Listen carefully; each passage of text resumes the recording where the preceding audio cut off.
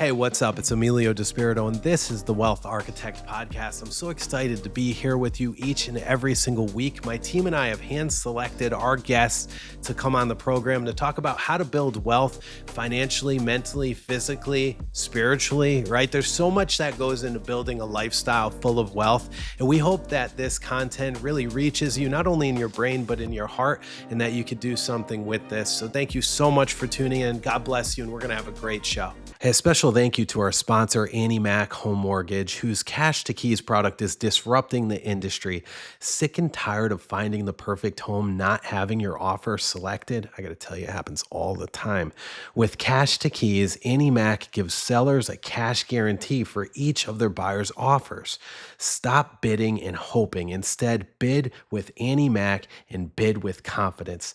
Don't just bid, but win. Annie Mac Mortgage. Have you ever heard of upfront underwriting? Well, I haven't until I started working with Movement Mortgage. Movement Mortgage is one of the top loan originators around the country. Specifically, I want to give a thank you to Matt Bates. And if you're lucky enough to live in Rhode Island, Massachusetts, Connecticut, or New Hampshire, I strongly suggest you contact Matt Bates at rimortgageguy.com. Again, rimortgageguy.com, and he's going to help you to find that dream home. He does upfront underwriting, which means they fully approve you for a mortgage before you even place offers, increasing your chances of winning that dream home. rimortgageguy.com. Hey, welcome to the Wealth Architect Podcast. I am Emilio DiSpirito. This is season number 2, episode 19. Man, where has the year gone? We wish you a happy new year. We hope that your 2026 brings you plenty of opportunities, and our show, we hope, has brought you a lot of insights. We know it's going to bring you a lot more insights going into 2026. Feel free to reach out and share any feedback you would like. You can reach us on any of our channels. YouTube, if you go to the Wealth Architect Podcast with Emilio DiSpirito, go ahead, Google that. You can find us on YouTube, Instagram. You can DM us. You can comment on our videos or our posts, and make sure you subscribe and give us a follow as well. So I've got some big news, some exciting news as we go into 2026, as we start the year. And for 11 years now, I've been on air here in Rhode Island, and with iHeartRadio. Okay, we've been on 2 local stations, 920 AM, 104.7 FM. Last year, we brought the podcast all over social media, and we changed it from a local radio program to more of a national, more of a global type of focus on business and real estate. And guys and girls, thank you so much. Our show has blown up. We are now, starting next week, going to be syndicated throughout 6 other markets, or 6 markets total, in New England, which is so exciting, okay? So our show is now syndicated throughout New England. If you know anybody in Cape Cod, Worcester, Springfield, Manchester, New Hampshire, Portsmouth, New Hampshire, or even Southern Maine or Northern Connecticut, those signals are going to reach all of those people. It's going to be an exciting time, an exciting show, and we have so much great content and great guests for you to learn from in 2026. So I'd like to thank you all for that. I'd like to thank all the people behind the scenes as well for making this happen. Cool. So we're going to dive into it today. We got a special guest coming on later on in the show, but right now I want to talk with you about the hidden wealth plays most homeowners are sitting on, and they don't even know it, okay? So if you own a house, I'm talking about like your principal residence, by the way, right? Your house that you've owned, maybe a couple years, maybe mom and dad own a house for 30 years and they're getting ready to sell it. I want you to lean on this segment for some possible wealth creation, okay? Really, I think so many people don't even realize the wealth that they have locked into their home, locked into, it's actually like your house is your most underperforming asset if you look at it like that. I can't help but to look at my home as leverage. And you may say like, well, how? You hear some people like Grant Cardone, right? I like Grant Cardone. He's great. If you follow him, he's the 10X guy. He'll tell you to rent. He'll tell you that a home is the worst investment you can make. Grant, while you are wildly more wealthy than me right now for the time being, I disagree with you on that, Grant Cardone. Actually, I'd love to have you on this show so that we could talk about that and go back and forth with our points here. But ultimately, he says it's better to rent than to own. I disagree for a multitude of reasons. Right now, I'm going to explain why. Okay, with the amount of equity that people have in their homes, it's like a six-figure type of thing, right? Like the average American has something like 250,000 of equity in their home. I know that our keyboard warriors are searching this right now as they're listening. I'm going off of memory. I could be off a little bit, but either way, there's a substantial amount of wealth in Americans' home. Okay. So that's number one. Number two, how do you tap into that? We're going to go over that. And number three, what are those things? What are those hidden things that we can do with our houses to pull some money out? Okay. We're going to talk about that today in this show, The Wealth Architect. And again, I'm glad that you're here with us today. So dive right into that. 65% of household wealth is tied to real estate. I got that stat right in front of me. 65% of wealth. That's huge. And really, with the money locked up in the house, in the brick and mortar, it's not doing anything for you. All right. So wealth play number one with your home. All right. You can live in your home. And if you have an oversized lot, I can't tell you how many people, even in like congested areas of like Rhode Island and Providence, we've done this. We've done this in Massachusetts in different marketplaces, all the way up to Worcester and towards Boston and Springfield. I know that you've got some like this anywhere you are, any state you are in. I'm telling you, if you're sitting on an oversized lot, meaning you have a double lot or your lot is bigger than your neighbor's, you may be sitting on a potential subdividable lot.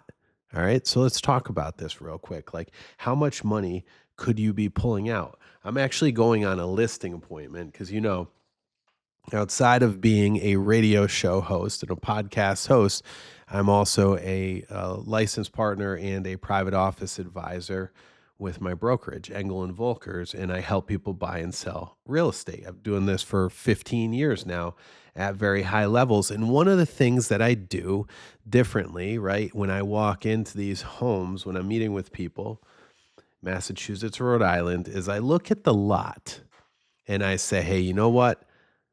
Your lot may be subdividable. If the goal is to keep your home, that's right. Some people call me even when they want to keep their home, or when they want to sell, I talk them out of it if it's for financial reasons. And I say, look, the zoning you have here is 150-foot frontage, for example. This is literally an example of what I'm walking into now. You have 300 feet of frontage. You have 6 acres of land. The zoning over here, specifically in North Kingstown, Rhode Island on this one, is NR, okay? And basically what that means is it means that 40,000 square foot lot, okay, NR is neighborhood residential. You can have a 40,000 square foot lot and 150 foot of frontage. Okay, there's other setbacks and whatnot, but ultimately they've got 6 acres and 300 feet of frontage. So by going in doing this, I'm going to add anywhere from $150,000 to $200,000 of free money to them. And you may say, hey, how is it free? How is doing that free? Whatever else. Look, it takes money to make money, right? It could take them up to 50 grand ultimately. I mean, I've got the estimated costs right here. I broke this all down for them, but you could probably be spending up to 50 grand in some areas with surveying or engineering or doing all this, getting the lot ready to get subdivided. Especially if you don't have to do a variance, it could be a little bit less expensive, maybe 20 grand on the low end to do it, all the way up to 50 on the high end. But ultimately, look, just get this lot ready and subdivide it. Who would not want to make an extra 150 to 200,000? You guys follow me? This good? I hope so. I hope you're nodding your head yes. You may say, Emilio, can you get to your point quicker? I'm trying. I got like 57 things going on in my head in one time. And I know other realtors, business owners, and people can relate to that. By the way, listen, if you're driving in the car or you're hanging out around the house working on stuff or you're working out, I love listening to podcasts when I'm working out. I got to get back to that, by the way. I packed a few pounds on, but that's my thing. I'm getting to it. But ultimately, I want to tell you you're in the right place, and we're going to help you build some wealth. I'm Emilio DiSpirito, and this is the Wealth Architect Podcast. And we love being here with you. We're interviewing people that are going to help you level up and gain wealth through their business knowledge, through real estate experience, through various fields. And we have some great guests coming on over the course of 2026. So if you're locked in, stay with us, subscribe with us, follow us on all of the major social media channels and iHeartRadio, SoundCloud, or Spotify. All right, cool. So we talked about wealth play number one, a subdivision. We just literally took money and we made money out of thin air by subdividing a potential buildable lot. And this could work well. Before I move on, I just want to say this could work really well if you are upside down on like your payments or you're having a hard time and you may say, well, I can't afford that. Well, what you could do, here's what I did. Here's another outside of the box thing. In Providence, it was Congress Ave, I believe. My client didn't have the out-of-pocket money to do it. He wanted to fix his house up, cover some bills, and he said, Emilio, I know I'm sitting on a double lot. So what I did was I listed a potential lot to be subdivided by the buyer. Buyer had to cover all the due diligence. Buyer had to cover everything. We made an imaginary line of where we are proposing the subdivision to be, the administrative subdivision to be, the new lot, and we sold that bad boy. I made my client, well, I want to say it was over $100,000. It was several years ago, over $100,000. He was able to pay back debt. He was able to work on his home. He has equity now. He's in a much better financial situation. So you got to think outside of the box, right? And by the way, look, if you have questions or you want to ask me questions, text me. I'm going to give you my number right now. I don't care what market you're in. I've got realtors, I got real estate advisors in your marketplace that do things at high levels like me right here. 401-359-2338. Just try not to text me too late. My girl's going to be like, who's texting you if it's 9, 10 p.m.? You don't want to get hit with those questions, right? Honey, it's Bob in Worcester. All right, relax, right? So 401-359-2338. Feel free to ask me any of your real estate questions. I'll get back to you. I'm usually getting back to you pretty quickly. All right, cool. Wealth play number 2, ADUs. Accessory dwelling units, right? Have you heard this term? It's a big buzzword. And I got to say, for once, Rhode Island is like leading the way on this, right? ADUs, as well as subdividing land. We're doing pretty good with that, but that was last topic. But ADUs, auxiliary dwelling units. So what is that, right? You can take your home and you can offset your home expenses by 30 to 70% doing this. And again, I can't speak state to state. I would just say check with your local town, check with your local ordinances and understand before you do this. But all I can say is what I see people here doing in Rhode Island and what I hear about all across the country is they're adding an accessory dwelling unit, either for an in-law or to rent out separately to somebody else. So you could either attach something to your home, build on, or you can, if you have a basement that has egress, you can go ahead and build something down there.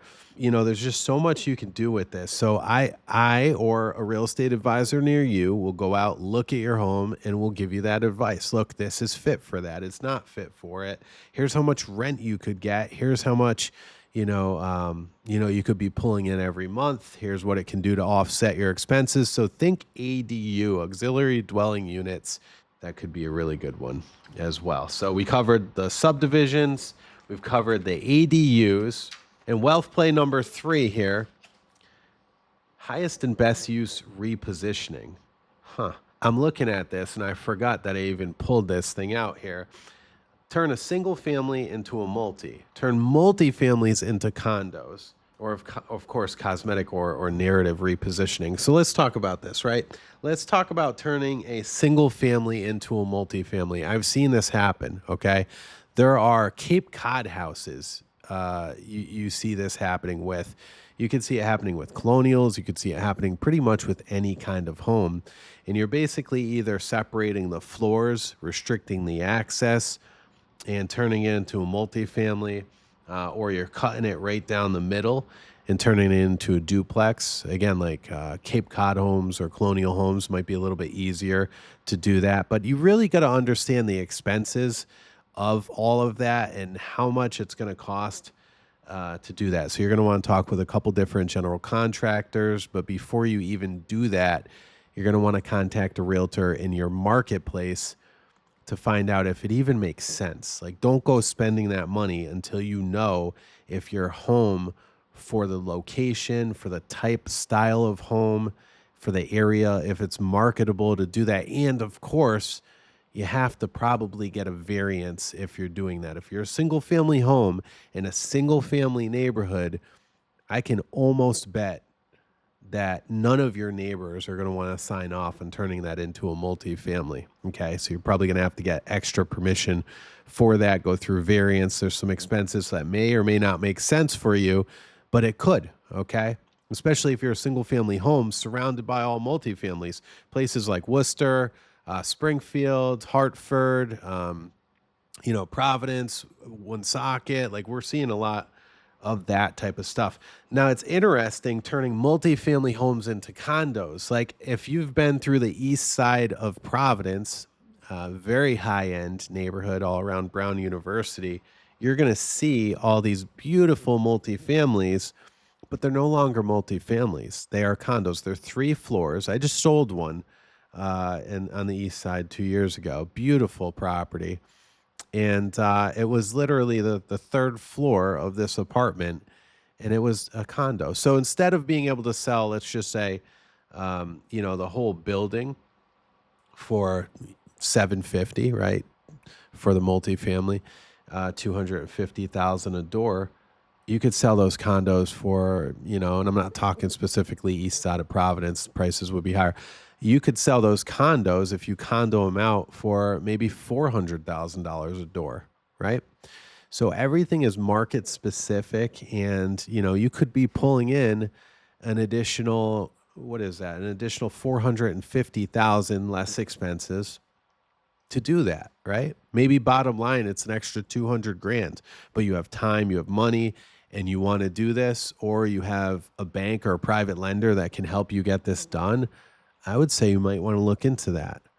So there's so many decisions to be made when you're getting ready to sell a property, and you want to make sure you're maximizing your situation. And like, don't look at your home and think you know everything, right? Like, it's not, if that's not what you do for a living, or even if you are a realtor, talk with some of your colleagues and find out, hey, is there anything else I could do to maximize my investment here, right? Because if you're listening to this show, I'm telling you, you're a wealth architect. And what does that mean? And what is this all about? It means that you care about growth. It means you care about your financial situation. It means you want to maintain or have a better life, right? And you could do that with real estate. I'm telling you. We see it all of the time, which is pretty amazing. So I'm curious to hear your thoughts on this. Give me some feedback. Feel free to comment in this video if you're watching the video, or you can go ahead and connect with us. Google the Wealth Architect podcast. We always love to hear from you. And if I can help you or connect you with anybody in your local marketplace, I have a scrubbed list of the top real estate advisors all over the world, okay?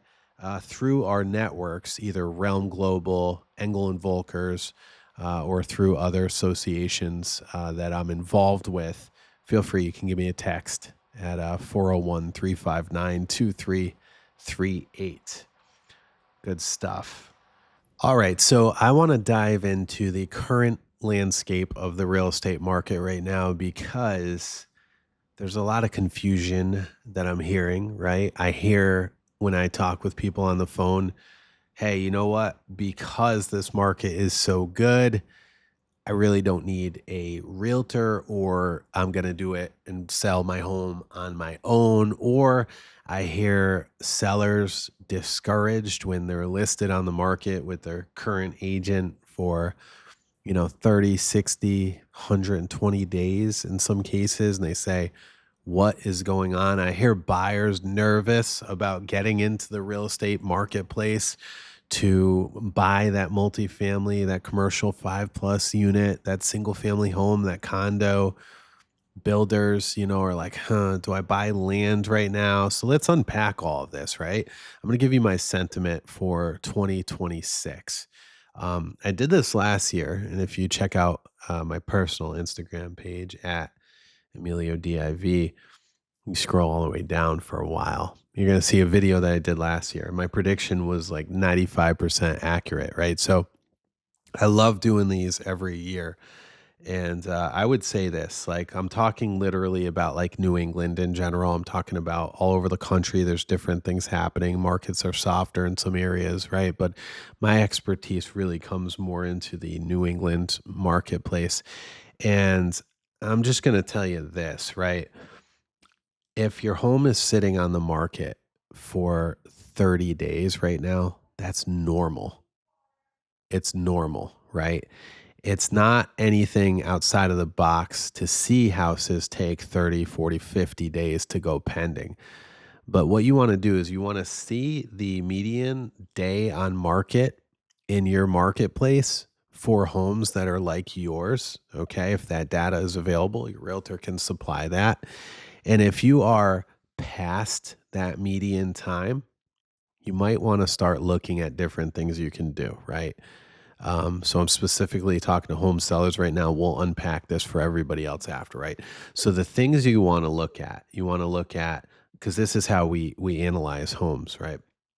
To make sure they're right for the market. You want to look at the location. You can't change the location, right? But are you on a main road? Well, okay. Well, you can't compare your days on market for a main road home with a home that is in a neighborhood. Like, you could be 20% lower in price just for that one thing. Like, it is what it is, or more or less, right? But it is what it is, and that's market specific. So that's one thing. Or condition of the house. Now, there's a lot of things that people can do with the condition of their home, and so many people are kind of blind. I'm going to talk about odors right now because this is something I see so many homeowners blind with. And and I'm ruthless, right? Like, I'll legit tell my clients, like, yo, I got hit in the face with like dog or cat smell, or like, food smell or something when I come in your house, like, to the point where I left, I had to dry clean my clothes. So, like, think about that. Like, how is that affecting your sales price? How is that affecting your home when people are walking in and their nose is offended by the smell of your home? Like, seriously. So if you're blind to it, you might want to ask some close friends to you, or when a realtor walks in, they should be telling you this, and you can make some changes, right? And you can get rid of that. And I'm telling you immediately that is going to help you sell your home. A deep clean, decluttering, all of those things that you hear about are so important. Staging your home with what you already have, anything like that, so important to do. I'm telling you, don't overlook that stuff. And that all has to do with condition. If you have chipping paint, if you have areas where things are falling apart and you don't have the money to do it, it is what it is. You sell it as is, but those all could be affecting, the marketability of your home. The other thing is the terms of the market, right? Like, how are the terms of the market? Like, how are the interest rates right now? Are they super high? Are they lower than they were? Well, they're lower than they were. And a lot of people, believe it or not, can afford to buy homes right now. And you may say, yeah, right. Like, I'm telling you, a lot of people can afford to buy homes. And if you look at any economic data, it shows this. And, with rates going down to the low sixes as of right now, they're going to, I believe, creep into the fives, within the next couple of few months. you're going to find more and more and more buyers hit the market. So terms of the market are good, right? And then the other thing that we're going to assess is marketing, right? Like if your home is sitting, does your home have camera phone photos, unprofessional photos? Is like the finger on the top left of the that blows my mind when I see agents do that or homeowners do that. Is the media quality horrible? Do you have floor plans? Zillow did a study and they show that professional photos and floor plans are number one and number two most wanted to see for buyers when they're looking at homes. So all of those things matter. And then lastly, after we analyze all of that, we come down to price and we figure out, is your home priced for value on the marketplace? Is there a lot of inventory in your market? Are there more homes on now than there were? And I got to tell you, all across the country, we've seen much more homes come on the market, double, if not triple, what it was at the lows as of recent. Okay. So you have triple the amount of homes that are on the marketplace. That is going to affect you because buyers have more opportunity to get a little picky. They can do inspections. There's fewer buyers out in the winter, especially in New England, and they're going up against fewer buyers with more inventory. What do you think is going to happen? They're going to want to do inspections. They're going to hit you on concessions. If it's sitting longer than the median day on market, they're probably going to come in under asking. So that's for sellers. For buyers, okay, for buyers, I can tell you I've been buying properties in this market. Why? Because it makes sense.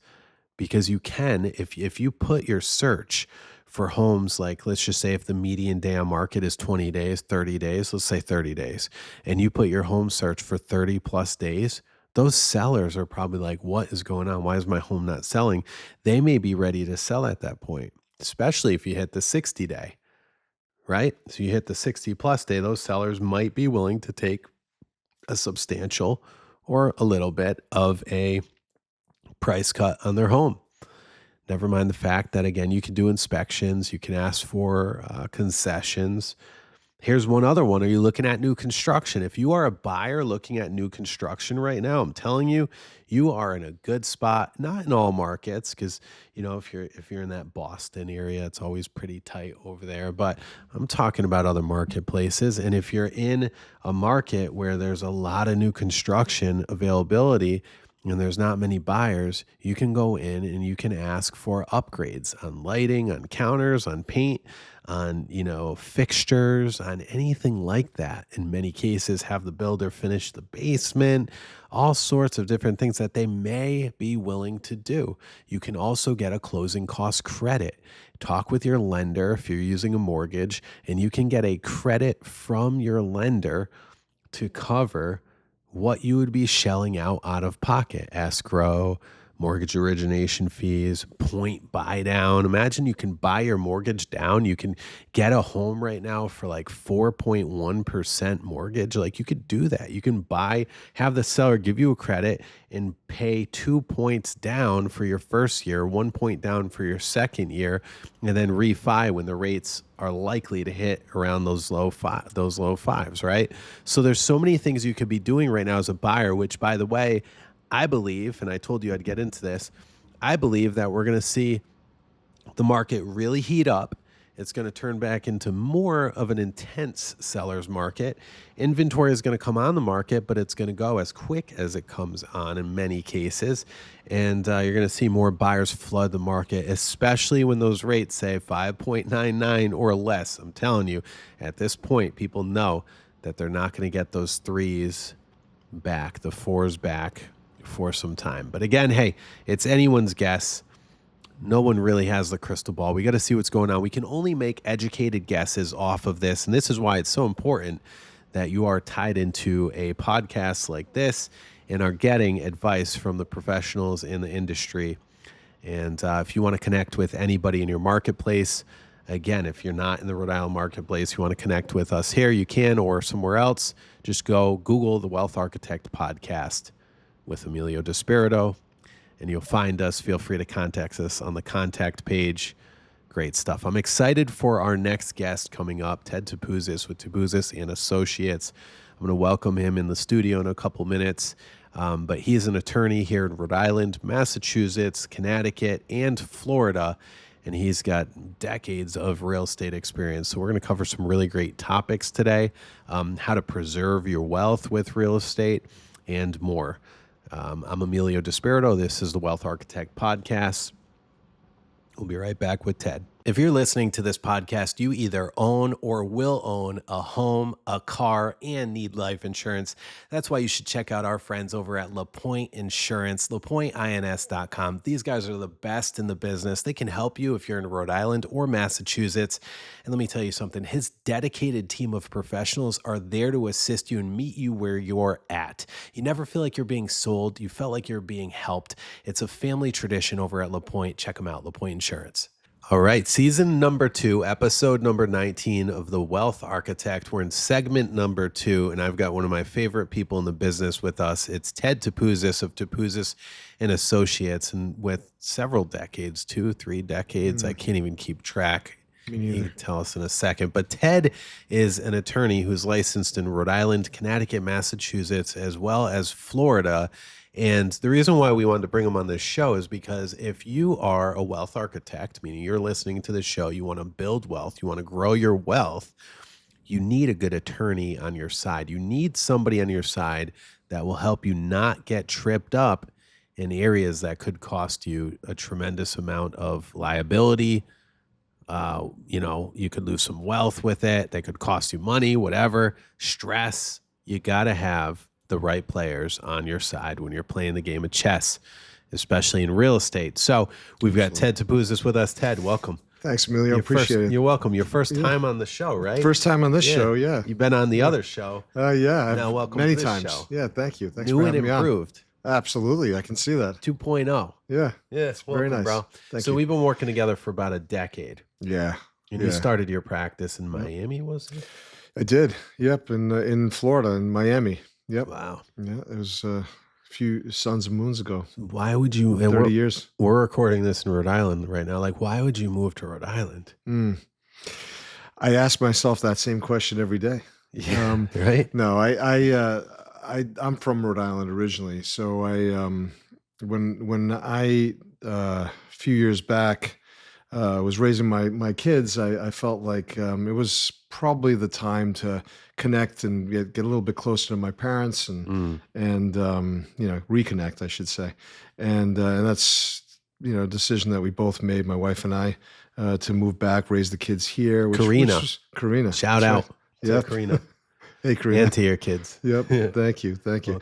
And so, we made that decision. I don't have any regrets. That's probably a little bit. We all have regrets. Yeah, I maybe a little bit of a regret because I really enjoyed Florida a lot, and but the one thing that I'm happy that I did was my kids and my parents were able to, and my wife really able to get a great bond together, and then we adapted, and I enjoy it here. It's really nice place to raise a family. It is, and you're close to everything, which is great. And, whereas New England is just so, it's like the size of one state, basically. And in Florida, it's the size of a county. It could be the size of Miami-Dade County. So it's pretty crazy that you can fit the whole state of Rhode Island into that little spot. Oh, that's true. That's true. So you've been practicing law for how many years?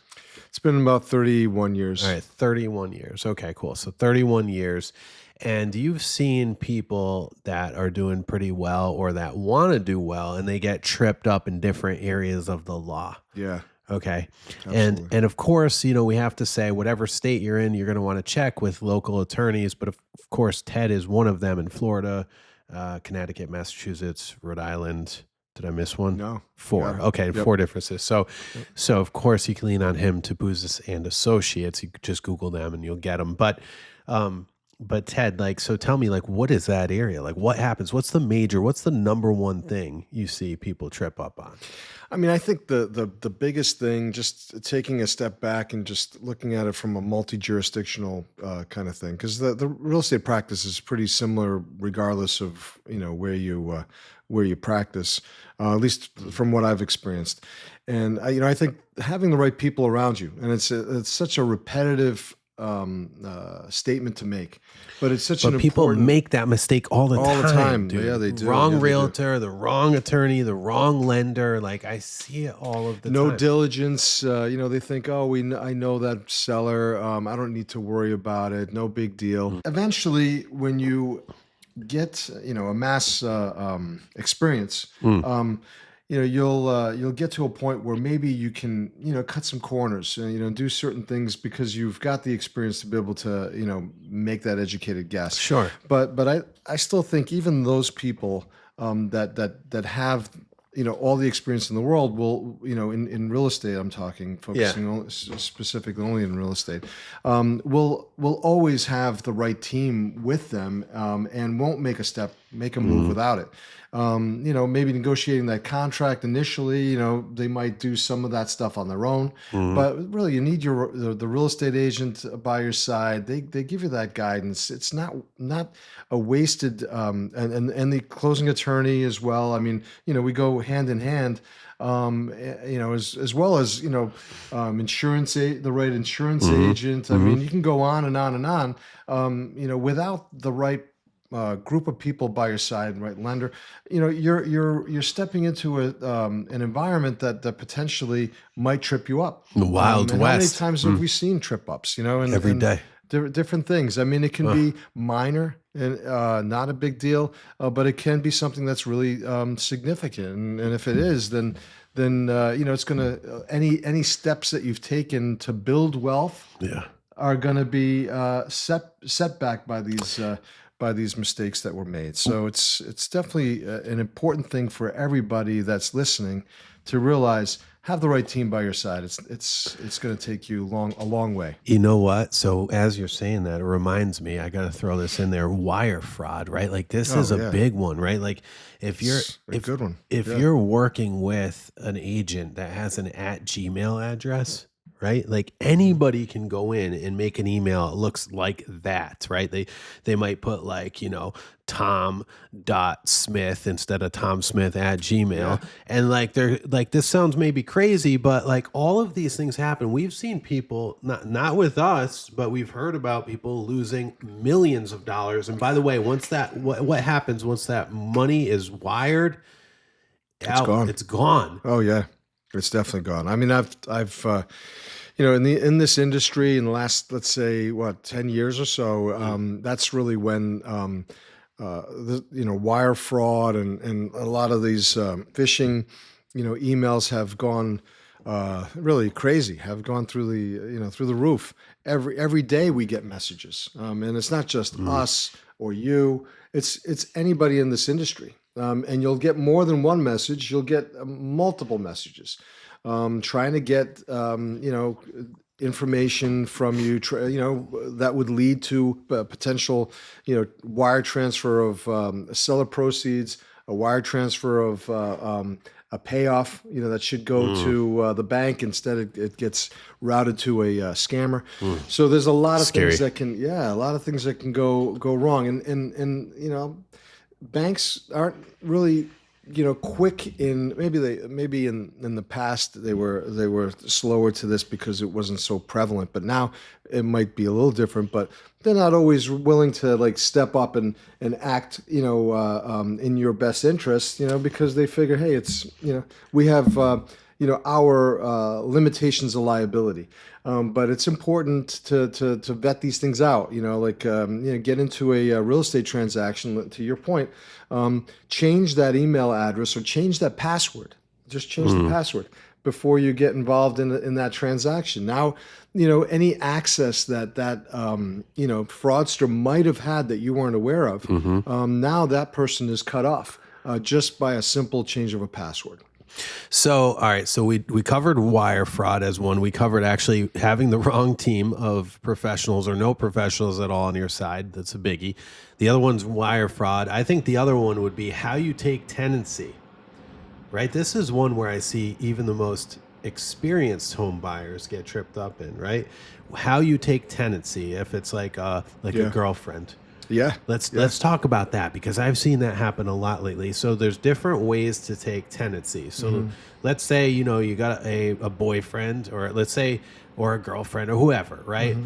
and you're going to buy a house, let's talk about the best way. If you are the one buying that alone, like what's the best way, or they're buying whatever, how do you protect each other's interests? How do you protect yourself? What's the best way to take tenancy in that? Yeah, that's a really good question, and depending on what the motivation is, there's so many different ways to answer it. You know, it I've had circumstances where two single people are purchasing a property. The down payment or the credit, that's come up, to purchase that property has been different. Like one party coming up with more money than the other party, and so the question is always raised. Like how should we set up the title? Because what happens if we down the road decide, this didn't work out for us? What do we do then?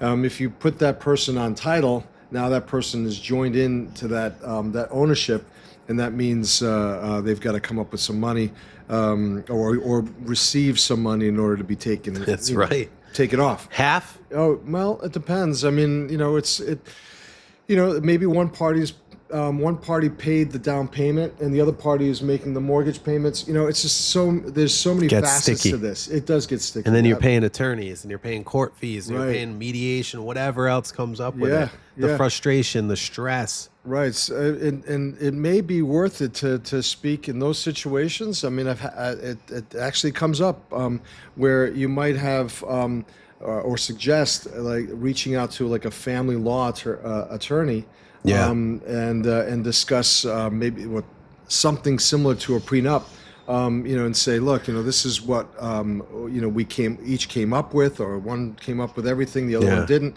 I want to do the right thing by my significant other, and let's come up with something that we have as an agreement, so that if something were to happen within the first so many years, we have a path forward that's been agreed to prior to getting into that purchase. Cohabitation agreement. It's a cohabitation agreement. That's what it is. Super smart to have. If you are not married, you got a girlfriend, you got a boyfriend, you're moving into a house, talk with your real estate attorney, talk with a family law attorney, talk with somebody about a cohabitation agreement. Make sure it's all on there before you purchase.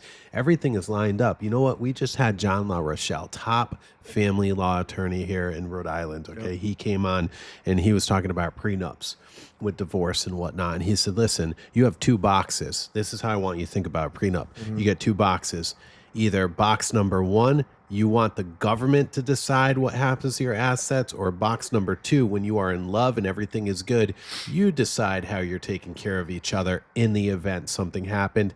I thought that was brilliant. Same thing goes with the cohabitation agreement. And I've seen guys get raked over the coals. I've seen girls that are breadwinners get raked over the coals. Guys, we see this every day. Yeah. Getting into a transaction like this, sometimes you and these are the reasons why you would speak to a realtor like you with the experience that you have, or somebody like me, with the also the legal experience, giving you some guidance, something that you probably would never have had a thought of. You would have never thought about a cohabitation agreement, but here we are. Discussing it. I think it's important for the audience to realize what the value of that is. So there's so many different things that can go wrong, and also even just another little subject. It is good to have more than one person on title, and not just to buy it buy that property in let's say my name solely, because if it's in my name solely, then I'm not providing for a succession plan, other than probate if something were to happen to me. Or let's give another example. To your point with the tenancy.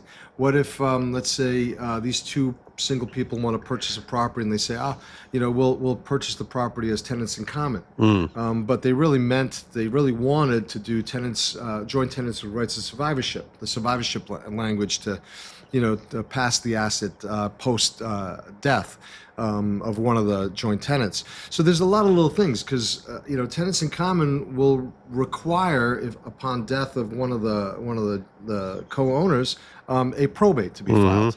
Which sometimes is a very difficult thing financially to deal with, especially with a young couple that now are like, oh boy, what do I do here? I don't have the money for a probate, or I can't wait to. I need to make mortgage payments, but I wasn't the one making the mortgage payment.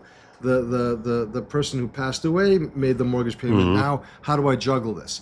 So there's a lot of little things that can happen. I mean, not to scare people, but just to make them aware of these things. That's a good point. So that you're going into a transaction asking the right questions and getting the right answers. It's so easy to think about, like, making money, creating wealth, like having a home for your family, like. It's easy thinking about that stuff. It's hard to think about and implement plans, strategic plans in place that benefit both of you, that benefit your family, that benefit you, that benefit everybody around you. And you got to put these things into place by linking up with the right team, as Ted has said going into this. So I urge you, wherever you are, before you make these decisions, make sure you're speaking with your real estate attorney or family law attorney or anybody over those topics. And again, if you're Florida, if you're Rhode Island, Massachusetts, Connecticut, you can easily reach out to Ted and his team at Topouzis Associates. I mean, they are the best in the business. TAclosinglaw.com, right? Did I get that right? Yeah, you got it. Yeah, awesome. Yeah, we've been working together for over a decade, and it's been amazing. You've helped me out with so many situations. So great stuff, Ted. Thanks so much for coming on The Wealth Architect. It goes by quick, pleasure. doesn't it? Absolutely. Amazing. Awesome. We love our audience, our Wealth Architect audience. Thank you so much. Feel free to make sure you subscribe, like us, follow us on all social media, and feel free to reach out. Let us know what else you'd like to hear on the show, any comments, anything you'd like to share. We're here. God bless you. We'll see you next week here on the Wealth Architect Podcast.